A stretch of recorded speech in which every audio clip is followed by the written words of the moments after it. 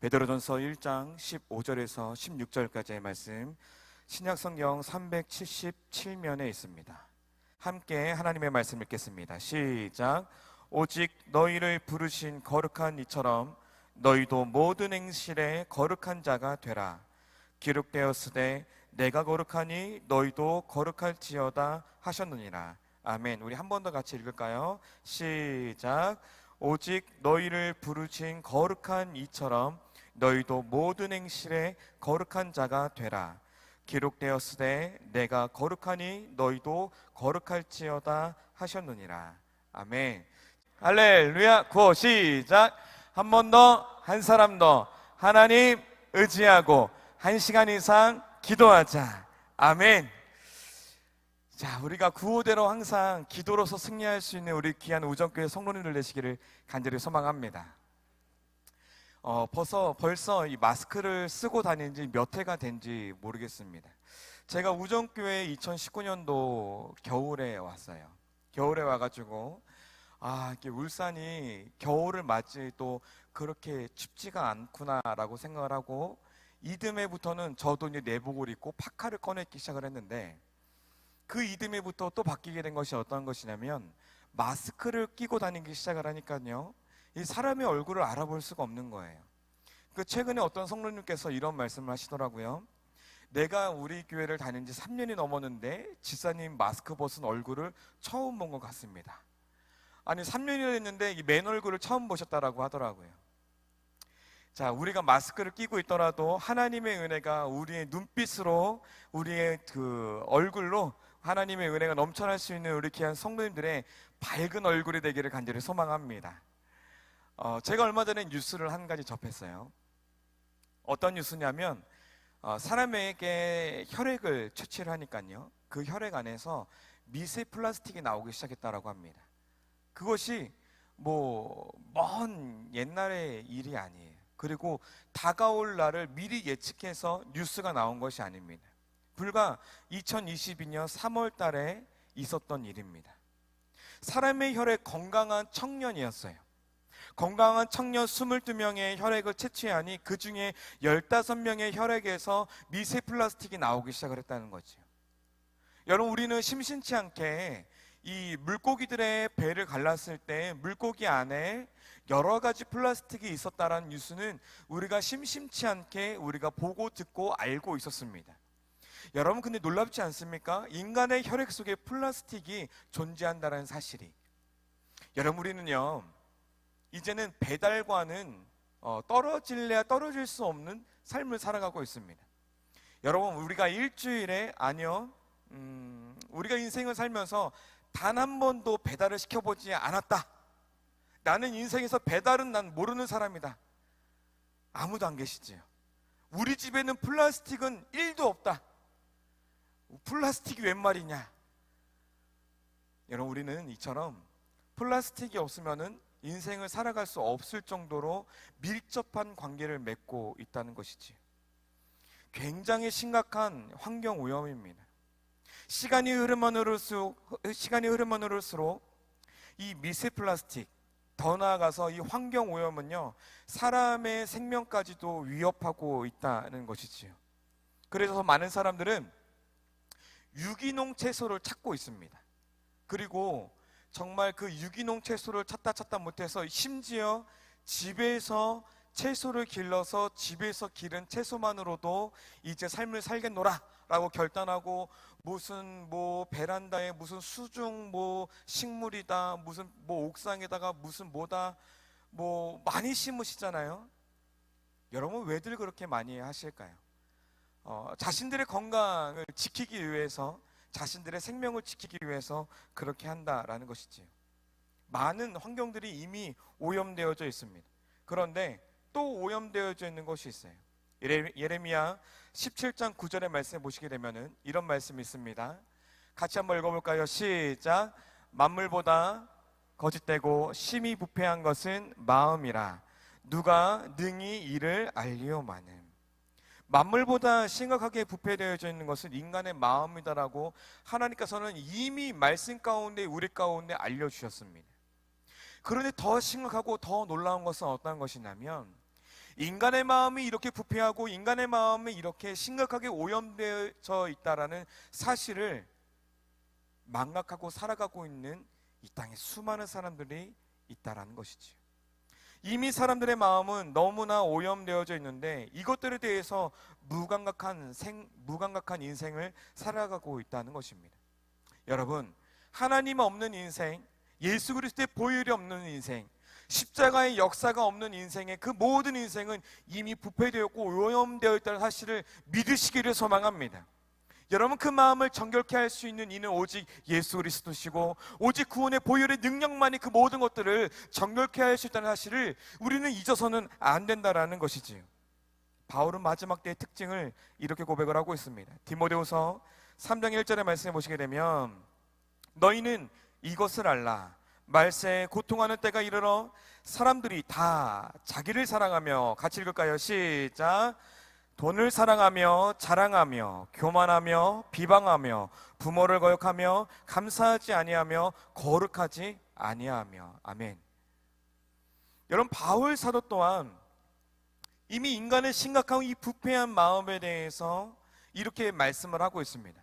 여러분, 이것 중에서 한 가지라도 우리가 부정할 수 있는 게 있습니까? 여러분, 우리는요, 이 하나님의 그 말씀 속에서 단 한 가지 우리는 부정할 수가 없습니다. 이것들을 통해서 하나님, 아니요, 저는 부정하지 않은데요, 저는 돈을 더 사랑하지 않은데요, 저는 부모님의 말씀을 거역하지 않는데요, 교만하지 않는데요. 여러분, 우리는 하나님의 말씀 앞에서 거부할 수 없고 부정할 수 없는 연약한 인생이다는 것이지요. 모든 사람들과 모든 만물들이 오염되어져 가고 있는 이 시대를 살아가기에 믿음의 그리스도인에게 거룩하지 아니하며. 여러분, 이 거룩의 문제는요, 예나 지금이나 예수님께서 계셨던 그 시대나 초대교회 문제나 지금 살고 있는 2000년대 우리 안에나 이 거룩의 문제는 예나 지금이나 우리는 거부할 수 없는 문제다라는 것이지요. 거룩. 여러분, 우리는 이 거룩에 대해서 굉장히 낯섦을 가지고 있습니다. 거룩. 여러분, 우리가 거룩이다라고 하면은 어떤 것이 먼저 이미지로 딱 생각이 나시나요? 거룩. 주는 거룩, 거룩. 항상 이렇게 거룩, 발음도 거룩. 항상 성경을 오른쪽 품에 껴안고 주님은 거룩하십니다.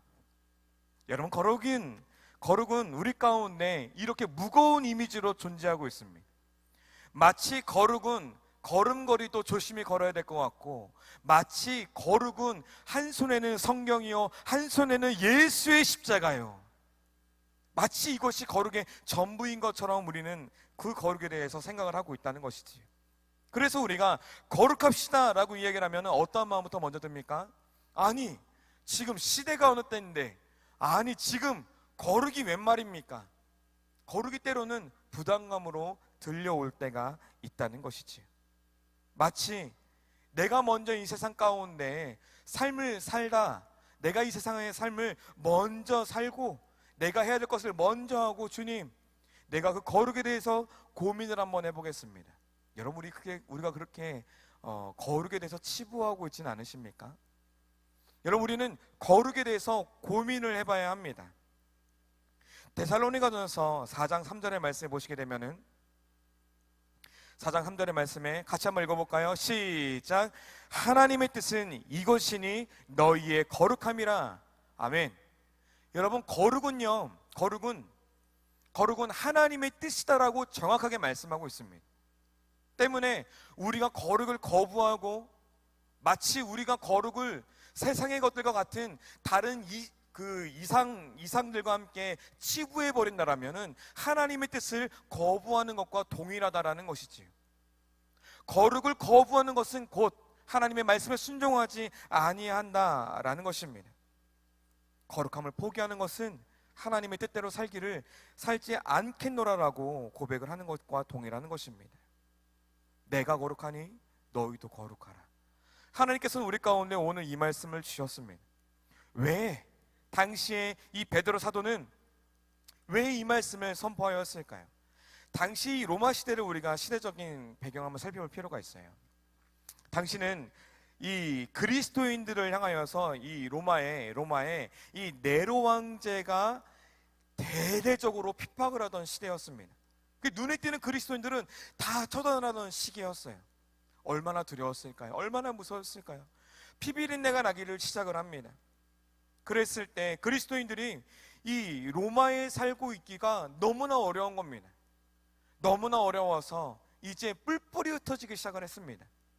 네로 왕제의 죽음의 이 위협과 협박이 이기지 못해서 이제 지방으로 나아가서 내가 그곳에 피해서 그래도 내가 여호와를 찬양하겠노라 라고 이제 지방으로 흩어지기 시작을 했습니다.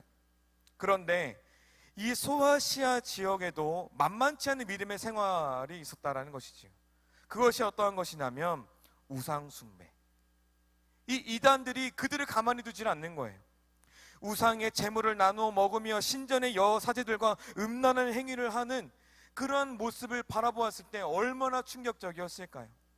로마로 가자니 생명의 위협이 있고 소아시아 지역 지방지구로 내려가자니 이 이방신들을 섬기는 그 우상을 섬기는 이들이 판을 치고 있었던 그 모습들.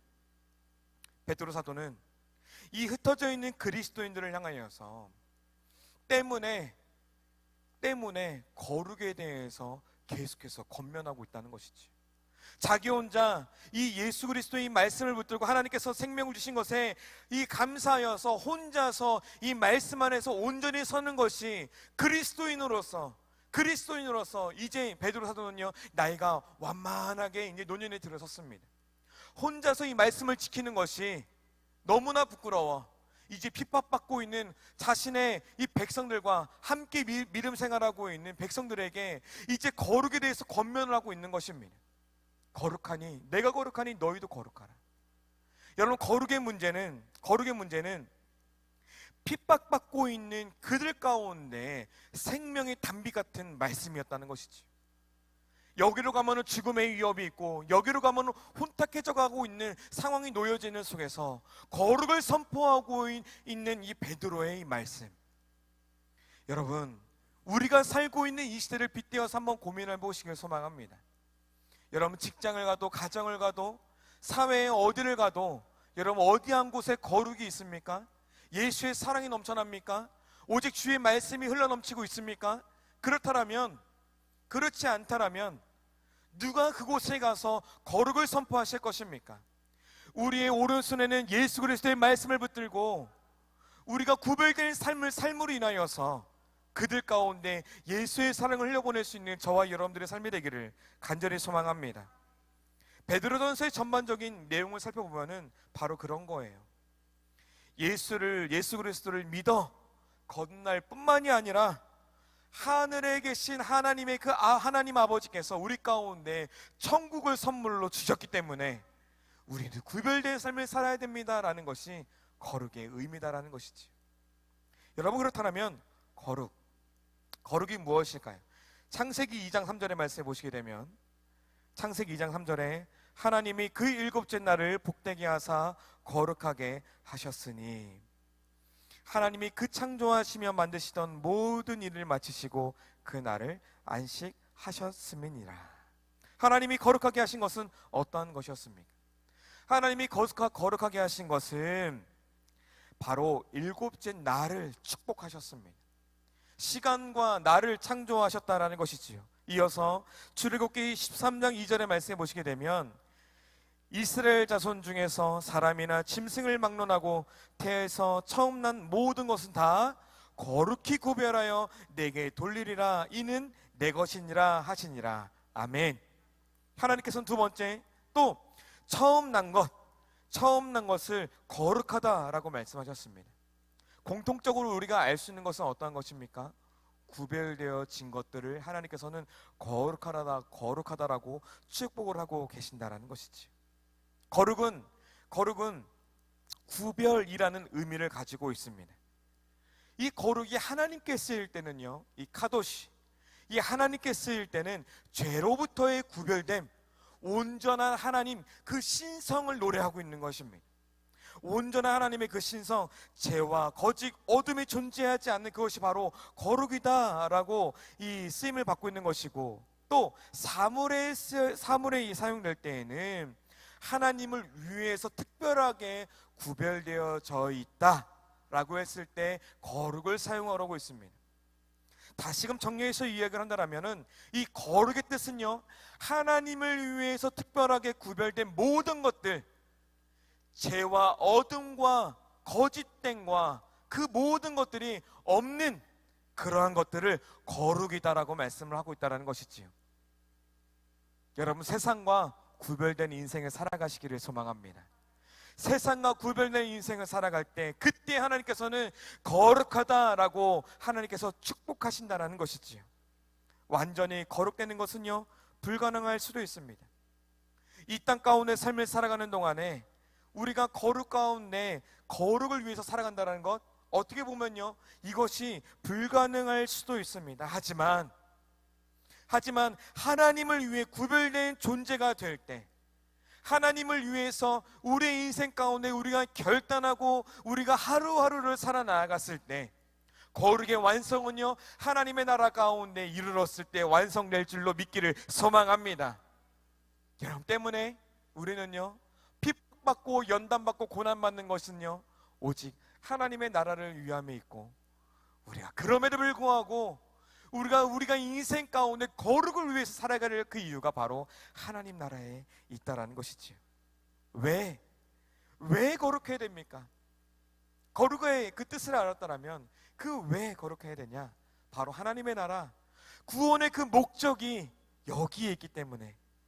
에베소서 1장 4절에서 5절의 말씀을 보시게 되면, 곧 창세전에 그리스도 안에서 우리를 택하사 우리로 사랑 안에서 그 앞에 거룩하고 흠이 없게 하시려고 그 기쁘신 뜻대로 우리를 예정하사 예수 그리스도로 말미암아 자기의 아들들이 되게 하셨으니. 할렐루야. 거룩의 이유가 우리를 자녀 삼으시기 위해서, 우리를 자녀 삼으시기 위해 거기에 이유가 있다라는 것이지요.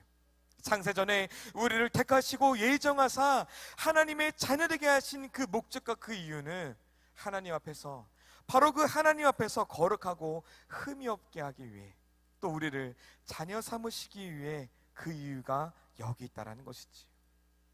하나님께서 태초에 천지를 창조하시고 창조의 질서를 완벽하게 세우셨는데, 그 질서가 죄로 인해서 무너지고 죄로 인해서 모든 것들이 혼탁해졌을 때 예수님께서 단 한 번의 역사하심을 인하여서 모든 창조의 질서가 완전하게 회복되었고, 그 가운데 우리를 거룩의 자녀로 우리를 부르셨다는 사실을 믿으시기를 소망합니다. 여러분, 때문에 에덴에서 인간이 하나님과 함께 거하였던 것처럼 우리가 하나님과 함께 하나님 나라에 거하기 위해서라면요, 우리는 정결을, 우리는 회복을, 우리는 회개를 해야 된다는 것입니다. 여러분, 거룩한 인생을 살기 원하십니까? 여러분, 우리는요, 거룩한 인생을 살기 위해서라면 우리는 정결해져야 되는 인생을 분명히 살기로 우리는 작정해야 됩니다. 거룩해야 될 그 두 번째 이유가 바로 우리는 이 땅 가운데 하나님을 대신해서 살아가는 인생들이기 때문입니다. 사명을 감당하고 하나님의 그 이 땅권의 지상 명령을 우리는 감당하며 살아가기 위해서 우리는 거룩해져야만 됩니다.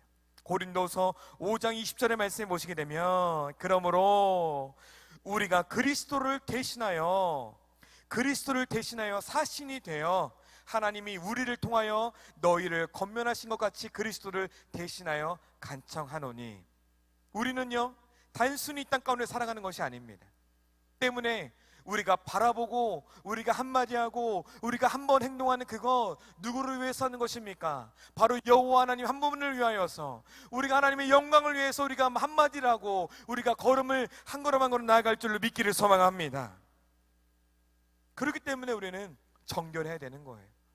여러분, 자녀들이요, 바깥에서 열심히 뛰어놀다 보면요, 손발이 새카매지도록 뛰어놉니다. 그리고 집에 들어와서 엄마가 이렇게 이야기를 하죠. 식탁에 올라와서 어서 밥 먹어라 라고 이야기를 했을 때, 여러분, 제가 이야기한 것 중에 무엇이 조금 잘못되어져 있지 않습니까? 지금 시대가 어떤 시대냐면 이제 말을 하지 않아도요, 자녀들은 자연스럽게 양말을 벗고 화장실로 바로 들어가서 손을 씻고 발을 닦고 세수를 하고 그렇게 합니다. 어느 부모 하나도요, 손에 새카맣게 묻어있는데 그것을 그대로 음식을 집어서 먹으라고 말하는 부모님들은 한 명도 존재하지 않습니다. 마찬가지입니다. 여호와 하나님과 우리가 동행하기 위하여서, 그 하나님의 나라에 우리가 거하기 위해서, 우리가 초청을 받은 하나님의 그 무한하신 은혜 때문에, 거부할 수 하나님의 그 은총 때문에, 우리가 거부할 수 없는 그 구원의 은총 때문에 우리가 그 천국 백성이 되어지지 않았습니까?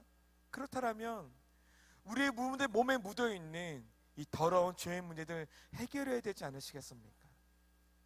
거룩을 위해서라면, 그 하나님 나라에 올라가서 이 거룩이 완성된 것을 우리가 보기 원한다면, 여러분, 죄의 문제는 우리는 해결해야 된다는 것이지요.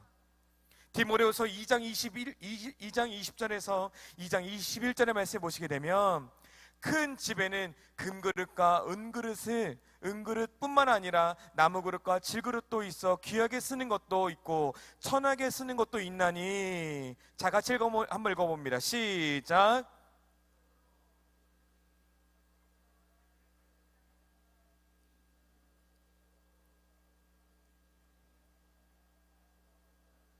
준비함이 되리라. 할렐루야.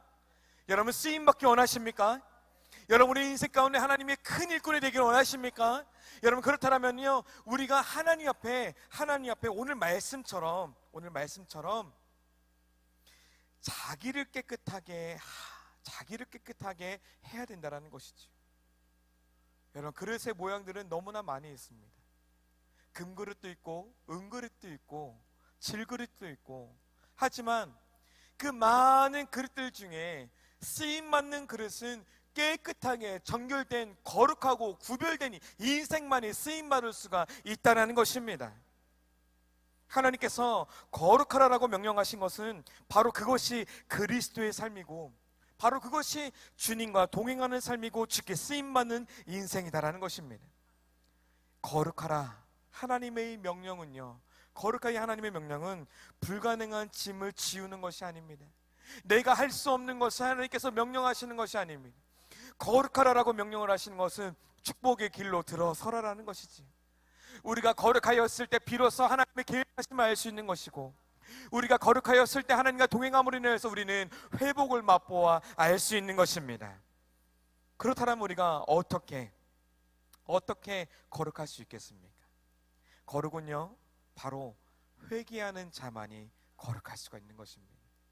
여러분, 조각가들이 조각을 할 때 어떻게 조각을 하는지 아시나요? 이렇게 큰 돌을 갖다 놓고 정을 대고 이 망치로 때리기 시작을 하잖아요. 그러면 그들이 가장 먼저 치는 것은 무엇일까요? 굉장히 어렵죠. 네모난 돌이 있고, 만약에 그곳 가운데 예수님의 형상을 이 돌로 표현한다고 생각을 한번 해보세요. 그렇다면 가장 먼저 정으로 내려치는 것은 어떤 부분입니까? 굉장히 어려운 질문이죠. 모난 부분이에요. 모난 부분, 예수님의 형상과 닮지 않은 그 모난 부분을 먼저 정으로 내려치는 겁니다. 가장 닮지 않은 부분을 내려치다 보면 모난 부분도 깎여 나가고, 깨져 있는 부분도 깎여 나가고, 울퉁불퉁해져 있는 부분도 깎여 나가고, 할렐루야. 우리의 인생이 그렇다라는 겁니다. 가장 예수님과 닮지 않는 부분을 하나님께서 이렇게 쳐나가신다라고 생각을 한번 해보세요. 거룩은요, 때로는 아픕니다. 때로는 그 거룩의 과정이 너무나 힘이 들고 지칠 수도 있습니다. 너무나 아파서 하나님 이제 그만이요, 내가 이제 그만하고 싶습니다, 하나님. 하지만 하나님께서는 내가 거룩하니 너도 거룩해야 된다. 내가 정결하니 너도 정결해야 되지 않겠니? 조금만 더 참아라. 오늘만 더, 지금만 내가 너와 함께 하겠노라. 정을 내리치시는 하나님의 마음은 얼마나 아프실까요? 하지만 우리가 오늘도 참고 견디고 주의 말씀을 붙들고 이 말씀의 그 길 안에서 우리가 묵묵히 말씀 붙들고 하루하루 걸어가다 보면 언젠가는 우리의 모습이 아니라 우리의 인생이 하나님의 형상이 되지 않으시겠습니까? 여러분, 하루하루가 얼마나 고되시고 얼마나 고통스러우십니까? 디모데전서 4장 5절의 말씀에 보시게 되면 다른 것이 아닙니다. 그 정과 그 망치는 바로 하나님의 말씀이다라는 것이지요. 하나님의 말씀과 기도로 거룩하여 짐이라. 할렐루야. 때문에 우리는 말씀을 붙들고 살아나가야 되는 겁니다. 때문에 우리는 기도해야 되는 거예요. 우리가 한 시간 더 하나님 의지하여 기도하는 그것. 하나님의 말씀은요, 겉으로는 보이지 않지만 우리의 말씀을 감찰하십니다. 예수님과 닮지 않은 모습이 무엇인지, 하나님의 형상과 닮지 않은 것이 무엇인지 말씀을 통하여 비추어서 우리의 인생을 바라보시고 그 닮지 않은 모습을 말씀을 통해서 깨어내시고 말씀을 통해서 부셔짐으로 인하여서 나의 고집은 내려놓고, 할렐루야, 나의 악습은 사라지고, 할렐루야, 나의 부정한 모든 말들은 사라지고, 할렐루야. 때문에 우리가 말씀을 통해 우리의 인생을 비추어 보아야 된다는 것이지요. 또 어떤 것이 있습니까? 기도해야 됩니다. 여러분, 기도는요, 우리의 힘으로 할 수 없기 때문에 하나님의 도우심을 간구하는 겁니다. 우리가 두 손을 드는 의미는 무엇입니까? 주님, 나의 힘, 나의 능력, 나의 모든 것을 내려놓고 내가 항복합니다. 내가 항복함으로 섭에 나아가오니 주님 나의 손을 잡아 주시옵소서. 여러분, 두 손 들고 기도하는 이유가 바로 여기 있다는 거예요. 나의 힘이 아니고 오직 주의 권능으로 내가 나아가길 원합니다. 때문에 성령님을 통해서 주님 일하여 주시옵소서. 하나님의 마음을 품고 예수님처럼 행함으로 인하여서 우리가 살게 원한다면 누구의 도우심이 있어야 합니까? 성령 하나님의 도우심이 있어야 된다는 것입니다. 그리스도인에게 가장 큰 칭찬은 무엇입니까? 그리스도인에게 가장 큰 칭찬은요, 제가 어제, 죄송합니다, 신혼부부의 모임을 하고 있는데요, 어떤 아내분이 이런 고백을 했습니다. 예수님께서 주시는 사랑이 마치 우리 남편이 주는 사랑과 같은 것을 느꼈습니다. 이 이야기를 나누었을 때 그 자리에 앉아 있었던 모든 남편들이 갑자기 고개를 숙이기 시작을 했어요. 저도 숙였습니다. 여러분, 그리스도인들에게 있어서요, 가장 큰 칭찬과 가장 큰 축복은 어떤 것이냐면 성도님을 바라봤을 때 예수님을 바라보는 것 같습니다. 성도님의 사랑을 느꼈을 때 예수님의 사랑을 느끼는 것 같습니다. 내가 너무나 큰 위로를 얻습니다. 여러분, 우리가 지금까지 삶을 뒤돌아봤을 때 여러분, 우리의 힘대로 됐었던 그 일들이 몇 가지나 있습니까? 손을 한번 이렇게 꼽아보세요. 우리 또한 누구를 통하여서 예수의 사랑을 우리는 경험했고, 또 누구를 통하여 우리는 그 거룩한 아버지 하나님의 사랑을 우리가 느꼈습니다. 이제 말씀을 맺도록 하겠습니다. 우리는요, 결국 거룩을 위해서 부르심을 받았습니다. 세상의 수많은 사람들은 막 성경을 막 찾아가면서 그래, 예수님이 이런 분이구나, 그래, 예수님이 이런 분이어서 예수님 참 좋은 분이네 라고 하지 않습니다. 세상의 많은 사람들은요, 우리 사랑하는 성도님들을 바라보고 예수님이 이런 분이시군요, 우리 성도님들을 바라보고 하나님은 이런 분이시군요, 하나님의 사랑은 이런 사랑이군요, 우리의 성도님들 한 사람 한 사람을 바라보고 교회를 바라볼 것이고 하나님을 바라볼 것이고 예수님의 사랑을 느낄 것입니다. 우리는 예수 그리스도를 대신한 사명자입니다. 저만 사명자가 아니라 앞에서 사역을 하고 있는 목회자들만 사명자가 아니라 너희는 땅끝까지 이르러 내 증인이 되리라, 이 말씀에 아멘 순종하는 자들만이 그리스도의 놀라운 일들을 경험할 수가 있는 것입니다. 여러분, 히브리서 11장 16절의 말씀, 같이 한번 읽어볼까요? 함께 했습니다. 시작. 그들이 이제는 더 나은 본향을 사모하니 곧 하늘에 있는 것이라. 이러므로 하나님이 그들의 하나님이라 일컬음을 받으심을 부끄러워하지 아니하시고 그들을 위하여 한 성을 예비하셨느니라. 할렐루야. 지금까지 우리가 살아온 것은 하나님의 은혜인 것입니다. 하나님이 우리를 부끄러워하지 않으십니다. 하나님이 우리를 자랑스러워하십니다. 때문에 우리도 하나님을 자랑스러워하시기를 소망합니다. 여러분, 우리를 위해서 예비해 놓으신 본향이 있지 않습니까? 우리는 언젠가 그 본향이 올라갑니다. 저도 올라갈 것이고요. 할렐루야. 우리 귀한 성도님들도 저 본향이 올라갈 것입니다. 할렐루야. 때문에 여러분, 하나님을 부끄러워하지 않기를 소망합니다. 여러분, 거룩은요 다른 것이 아닙니다. 거룩하다 거룩하다 그것이 아니라 하나님, 지금까지 살아온 것이 하나님이에요.